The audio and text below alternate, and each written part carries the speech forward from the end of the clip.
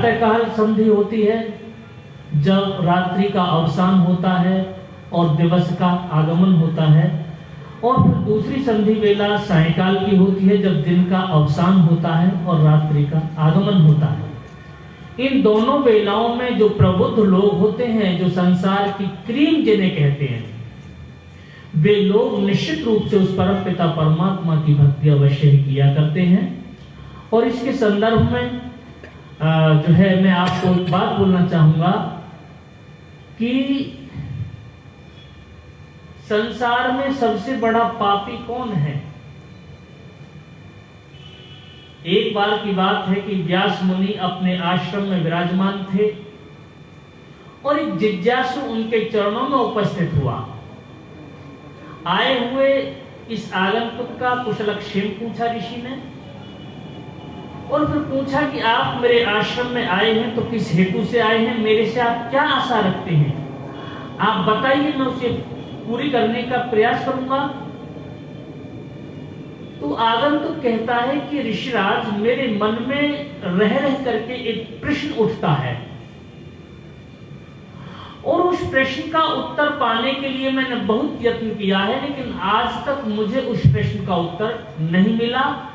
अब मैं अंत में आपकी शरण में आया हूं इस आशा के साथ कि मुझे मेरे प्रश्न का उत्तर मिलेगा। कहा बताइए क्या प्रश्न है।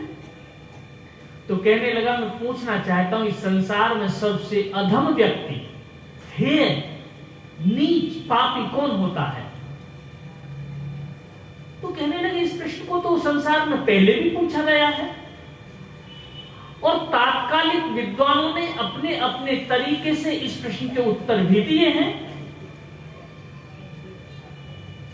तो मैं तुम्हारे प्रश्न का उत्तर देता हूं। आज तक इस प्रश्न को लेकर के हमारा विद्वत जगत भी दो भागों में विभक्त है। इस प्रश्न के उत्तर हमारे विद्वानों ने दो प्रकार से दिए हैं। एक पक्ष एक प्रकार का उत्तर देता है, दूसरा पक्ष दूसरे प्रकार का। तो आज तक इस प्रश्न के हमारे विद्वानों ने जो दो उत्तर दिए हैं, मैं उनको भी कहता हूं, और इस प्रश्न का जो वास्तविक उत्तर होता है, मैं उसको भी कहता हूं। तो क्या सुंदर उत्तर दिया, यानी कहिए कि स्वर्ण अक्षरों में लिखे जाने योग्य उत्तर।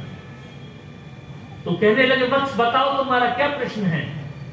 तो ऋषिराज, मेरा प्रश्न है कि इस संसार में सबसे निकृष्ट व्यक्ति कौन होता है। तो सुनो, केचित वदन्ति गुणहीन जनो जघन्यः, केचित वदन्ति धनहीन जनो जघन्यः। विद्वानों का एक पक्ष इस पक्ष की पैरोकारी करता है कि संसार में जो मनुष्य गुणहीन होता है वह सबसे नीच होता है,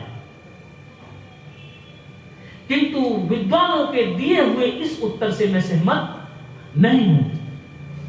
केचित वदन्ति धनहीन जनो जघन्यः, विद्वानों का दूसरा पक्ष इस पक्ष का पक्षधर है कि जो व्यक्ति संसार में धनहीन होता है, निर्बल होता है, वह सबसे त्याज्य नीच होता है।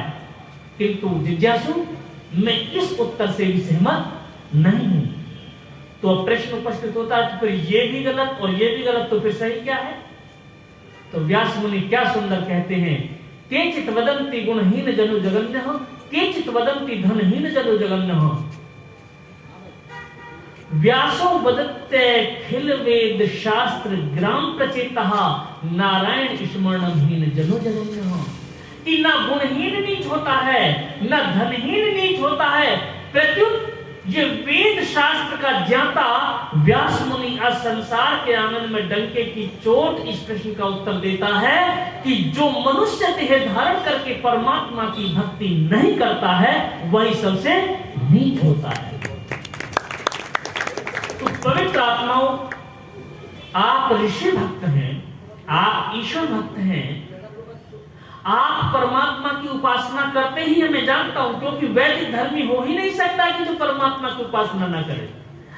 आप करते ही हैं, लेकिन जो लोग हमारी आवाज को अपने घरों में बैठ करके सुन रहे हैं, माताएं बहनें खाना बनाते हुए सुन रही हैं, हमारे सज्जन बुजुर्ग लोग अपनी चारपाइयों पर कुर्सियों में बैठ करके हमारी आवाज को सुन रहे, उनसे भी निवेदन है कि वो इस बात पर जरूर ध्यान दें यार समाज क्या कहता है कि संसार में जो व्यक्ति मनुष्य देह धारण करके परमात्मा की उपासना नहीं करता वह सबसे निकृष्ट होता है। तो हमें निकृष्ट नहीं रहना है, हमें तो उत्कृष्ट बनना है, हमें तो श्रेष्ठ बनना है।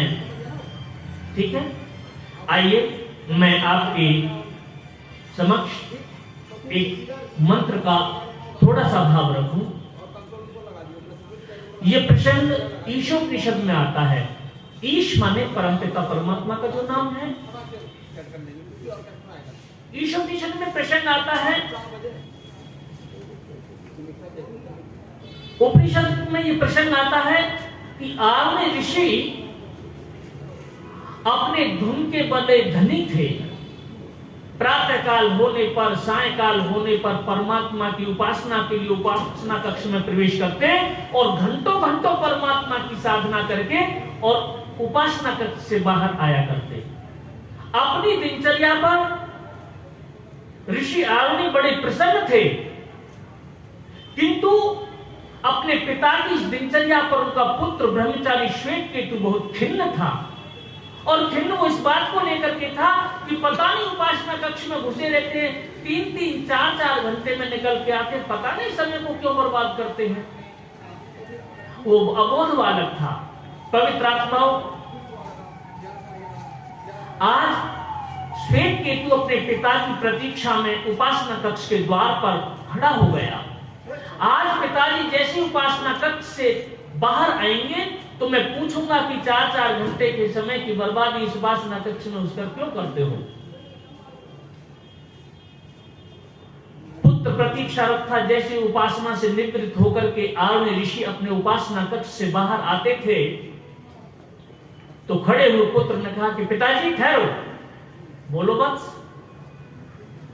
इस कुटिया में आप घुस करके 4-4, 5-5 घंटे बाद निकलते हो, समय की बर्बादी करते हो, क्या करते हो। तो मुस्कुराते हुए ऋषि ने कहा कि बेटा, जिस परमपिता परमात्मा ने ये मानव का चोला दिया है और भोगने के लिए समस्त सामग्री दी है, उस परमपिता परमात्मा की उपासना करता हूं। परमपिता परमात्मा की उपासना, तो क्या परमपिता परमात्मा नाम की वस्तु भी कोई संसार में है। ऋषि आर्य ने कहा कि वत्स, इसमें क्या संदेह है। अरे परमपिता परमात्मा तो सर्वव्यापक होने से संसार की कण कण में विद्यमान है और सुई के नोक बराबर भी पूरे संसार में स्थान रिक्त नहीं है कि जहां पर परमात्मा न हो। ओतश्च प्रोतश्च विभु प्रजासु परमपिता परमात्मा हमारे अंदर भी है, हमारे बाहर भी है। दूसरे शब्दों में कहें कि वो हम में है और हम उसमें है। मैं और मेरे हाथ के बीच में दूरी है, मैं और मेरे माइक के बीच में दूरी है, मैं और मेरे पिताजी के बीच में दूरी है, मैं मेरे गुरुजनों के बीच में दूरी है, लेकिन मैं और मेरे परमात्मा के बीच में तो दूरी नहीं है ही नहीं। सुन करके कहने लगा श्वेतकेतु की तपोधन, आपके कहने में भले कोई संदेह न हो, लेकिन मेरी समझ में अभी कुछ नहीं आ रहा। तो कोई बात नहीं बेटे, हम समझाते हैं। परमपिता परमात्मा तो संसार के कण कण में रमा हुआ है। ब्रह्मचारी श्वेतकेतु ने कहा कि मैं उसे विश्वास नहीं होता। तो बोले, कहने लगे बेटे कोई बात नहीं, तुम्हें विश्वास नहीं होता तो मैं तुम्हें विश्वास करने का एक मार्ग सुझाता हूं। ब्रह्म विद्या के उद्भट विद्वान उद्दालक ऋषि हैं, तुम उनके चरणों में जाओ और जो प्रश्न, जो शंका तुम मेरे साथ कर रहे हो, यही शंका तुम उद्दालक ऋषि के चरणों में करना। मैं आशा करता हूं कि वो तुम्हारी शंका का समाधान कर देंगे। पिता के आदेश से आदेशित हुआ ब्रह्मचारी श्वेतकेतु उद्दालक ऋषि के आश्रम की ओर प्रस्थानित हुआ और चलकर के आश्रम के मुख्य द्वार पर पहुंचा। जैसे ही आश्रम में प्रवेश किया तो उद्दालक ऋषि के चरण स्पर्श किए और ऋषि ने कुशलक्षेम पूछा कि बेटा श्वेतकेतु, तेरे पिता मेरे अभिन्न मित्र आर्य ऋषि कैसे हैं। श्वेतकेतु कहता है, ऋषिराज, मेरे पिता आर्य ऋषि तो अच्छे हैं, किंतु क्या कि अच्छे तो हैं, किंतु प्रातः काल सायकाल 4-4 घंटे उपासना कक्ष में बर्बाद कर देते हैं, पता नहीं क्या करते रहते हैं। कहने लगे, रे बेटा, वे ऋषि हैं, वे परमपिता परमात्मा के अन्य भक्त हैं, जैसे भूखे को भोजन किए बिना चैन नहीं आता, वैसे ही ऋषियों को परमात्मा का आराधन किए बिना चैन नहीं आया करता। परमात्मा का आराधन तो क्या तपोधन संसार में परमात्मा नाम की सत्ता कोई है? तो कहने लगे इसमें क्या संदेह है? तो मुझे विश्वास कैसे हो? तो विश्वास मैं दिलाता हूं। तब आर्य ऋषि कहते हैं, उद्दालक ऋषि कहते हैं, बेटा मेरे आश्रम के सबसे पिछले भाग में एक विशालकाय वस्तु के रूप में कुछ दिखाई देता है, मुझे देख करके बताओ कि क्या दिखाई देता है। श्वेतकेतु ब्रह्मचारी ने गर्दन घुमा करके दूर तक देखा तो देखा कि उस मैदान के अंतिम छोर में सबसे विशालकाय वस्तु के रूप में एक विशाल बरगद का विशाल वृक्ष था। 30-30, 40-40 फुट की शाखाएं दूर दूर तक जाती थी। ब्रह्मचारी ने उत्तर दिया कि ऋषिराज, मैंने आपके आश्रम के अंतिम छोर में जो देखा है वो विशालकाय वस्तु के रूप में बरगद का विशाल वृक्ष है। तो कहने लगे बेटा उत्तर यही है, क्योंकि सामने जो खड़ा है वो बरगद का ही वृक्ष है। बहुत सुंदर। बेटा जाओ, उस वृक्ष के नीचे पके हुए फल टूट टूट कर पृथ्वी पर गिर गए हैं, उन फलों में से एक फल चुन करके लाओ। तत्परता से ब्रह्मचारी श्वेतकेतु दौड़ करके वट वृक्ष के नीचे गया। असंख्य फल टूट टूट करके पृथ्वी पर गिरे पड़े थे। उन गिरे हुए फलों में से एक फल चुन करके उपस्थित किया। तपोधन लीजिए, मैं ये वट वृक्ष का फल लेकर के आया हूं। बेटे इस फल को अपने पास रखो। तो क्या करना है तो मैं बताता हूं। बेटे इस बरगद के पके हुए फल को 2 भागों में तोड़ दीजिए। यह कार्य ब्रह्मचारी के लिए कोई कठिन नहीं था। आदेशित हुए श्वेतकेतु ने उस बरगद के वृक्ष के फल को 2 भागों में तोड़ दिया। कहने लगा तपोधन, मैंने फल को 2 भागों में तोड़ दिया है। बेटे इस टूटे हुए फल में तुम क्या देखते हो? जब ऋषि ने ऐसे प्रश्न किया तो श्वेतकेतु उत्तर देता है कि इस टूटे हुए फल में मैं असंख्य बीजों को देखता हूं। नन्हे नन्हे से बीज आपने देखे होंगे। मैं असंख्य बीजों को देखता हूं। मेरे प्रश्न का वक्त सही उत्तर है, किंतु जैसे मेरे आदेशानुसार तुम वृक्ष के नीचे गए थे और असंख्य टूटे हुए फलों में से एक फल चुनकर के लाए थे, इसी तरह इस टूटे हुए फल में से असंख्य बीज जो हैं, इनमें से एक बीज चुन लीजिए। अब कार्य कुछ थोड़ा सा कठिन हो गया था, क्योंकि एक बीज को पकड़ते हैं और 4 भी उनके साथ और आते हैं।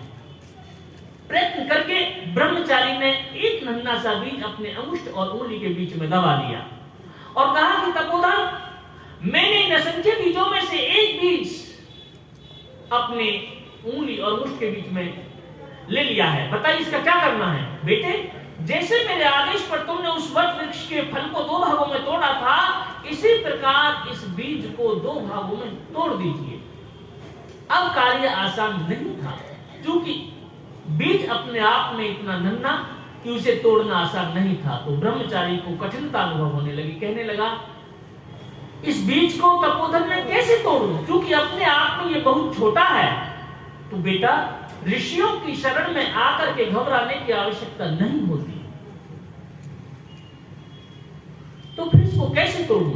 मैं उपाय बताता हूं। ये जो सिलबट्टा रखा है, इस सिल पर इस बीज को रख दीजिए और बटने को एक बार रगड़ दीजिए, हमारा प्रयोजन सिद्ध हो जाएगा।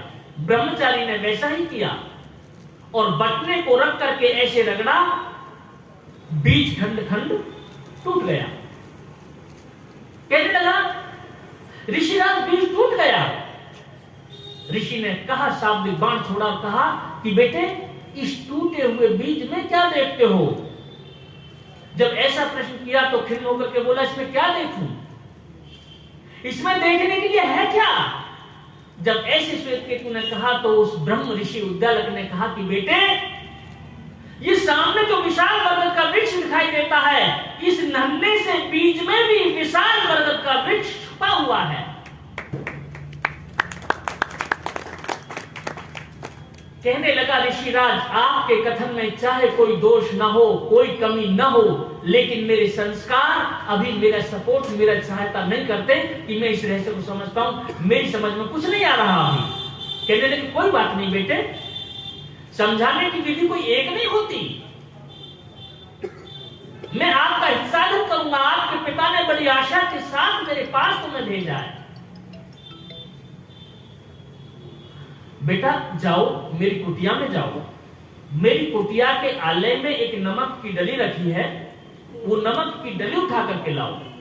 ब्रह्मचारी तत्परता के साथ कुटिया में गया, आलय में एक नमक की डली रखी थी, उठा करके लाया और कहने लगा, गुरुदेव ये नमक की डली मैं ले आया हूं। बेटे ये बाल्टी जो भरी हुई है पानी से, इस पानी से भरी हुई बाल्टी में इस नमक की डली को छोड़ दो और मैं जो प्रवचन करता हूं उस प्रवचन को आप श्रवित करो, सुनो।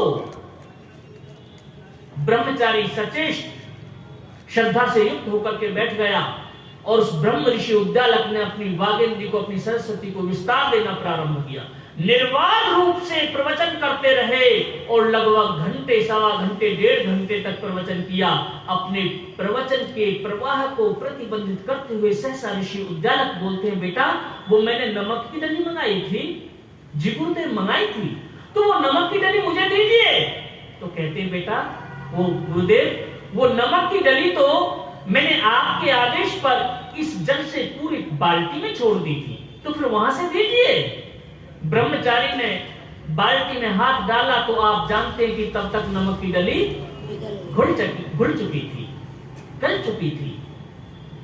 अन्वेषण किया, इधर उधर देखा, उत्तर में बोला कि गुरुदेव वो नमक की डली तो अब इस जल में नहीं है। बेटे कई बार ऐसा होता है कि असावधानी के कारण हम अन्वेषण करते हैं और वस्तु होती है लेकिन हमारे हाथ नहीं लगती है। दृष्ट धातु से दर्शन शब्द की निष्पत्ति होती है। दर्शन शब्द का अर्थ होता है कि जिसकी दृष्टि से, जिस दृष्टिकोण से देख लेने के बाद में उस पदार्थ को फिर किसी तरह से देखने की आवश्यकता नहीं रह जाती। इसलिए हमारे भारतीय साहित्य में जो 6 दर्शन है उनका महत्व बहुत ही ऊंचा है और किसी भी परमपिता परमात्मा के भक्त बनने वाले व्यक्ति को दर्शनों का स्वाध्याय अवश्य करना चाहिए। ब्रह्मचारी ने अब गहनता से देखना प्रारंभ किया, लेकिन टटोलने के बाद मैं कहा कि तपोधन में अब निर्भ्रांत हूं, मुझे विश्वास है कि नमक की डली इसमें नहीं है। तो कहने लगे, बेटा कोई बात नहीं, लेकिन इस बाल्टी से जल ले करके पियो और मुझे बताओ कि वो जल का स्वाद कैसा है। ब्रह्मचारी ने अंजलि में जल लिया और पिया तो उत्तर में बोला कि जल तो नमकीन है। बेटे ये जल तो तुमने ऊपर से पिया है, क्या गारंटी है कि नीचे का जल भी नमकीन हो? तो फिर तो नीचे से भी जल पियो। अब ब्रह्मचारी ने नीचे से जल निकाला, जल पिया तो उत्तर में बोला, जैसे ऊपर का जल नमकीन था तपोधन, वैसे ही नीचे का भी जल नमकीन है। तो बेटे क्या नमक की डली इसमें है? तो कहने लगा कि नमक की डली तो नहीं है। जब नमक की डली नहीं है तो क्या जल के कण कण में नमक नहीं है? तब कहता है श्वेत केतु कि नमक की डली तो जल में नहीं है, लेकिन जल के कण कण में नमक अवश्य है। तो कहने लगे, बेटा आंखों से डली नहीं दिखती तो जल के कण कण में नमक स्वीकार करते हो, इसी तरह परमात्मा आंखों से संसार में नहीं दिखता, लेकिन संसार के कण कण में परमपिता परमात्मा विद्यमान है। और इसका प्रमाण क्या है? इसका प्रमाण है यजुर्वेद के 40वें अध्याय का जो पहला मंत्र हमारे विद्वान बहुत अच्छे से इसे बोला करते हैं और आप लोगों को भी याद होगा, ओम ईशावास्यम इदं सर्वं यत्किंच जगत्यां जगत् तेन त्यक्तेन भुंजी कहा मां गिरधर कस्य सिद्धनम। ब्रह्मचारी की आत्मा पर अज्ञान का जो आवरण था, अज्ञान का आवरण क्या होता है? जैसे अब शरद ऋतु, अब हेमंत ऋतु है, शरद ऋतु मान लीजिए, और मुंह से जब हम श्वास छोड़ते हैं तो वाष्प निकलती दिखाई देती है हमको। और जब हम मुख दर्शन के लिए शीशे के सामने जाते हैं और यदि मुख खोलकर एक श्वास छोड़ दें तो एक आवरण, एक परत चढ़ जाती है शीशे पर, फिर हमारा मुख हमें दिखाई नहीं देता। और जब एक तौल या एक रुमाल लेकर उसे ऐसे कर देते तो सारा कुछ दिखने लगता है। अज्ञान का जो आवरण है आत्मा पर जब पड़ जाता है तो सत्य उसको सत्य प्रतीत नहीं होता। और जब किसी ऋषि के, किसी विद्वान के कृपा किया जाता है तो फिर सही सही से उसे सत्य विदित होने लगता है। पवित्र आत्माओं, उद्यालक ऋषि कहते हैं, बेटे संसार में जो वस्तु आंखों से दिखती है वह होती है, इनकार नहीं कर सकते, लेकिन संसार से आंखों से जो वस्तु संसार में दिखती केवल वही होती है ऐसा नहीं है।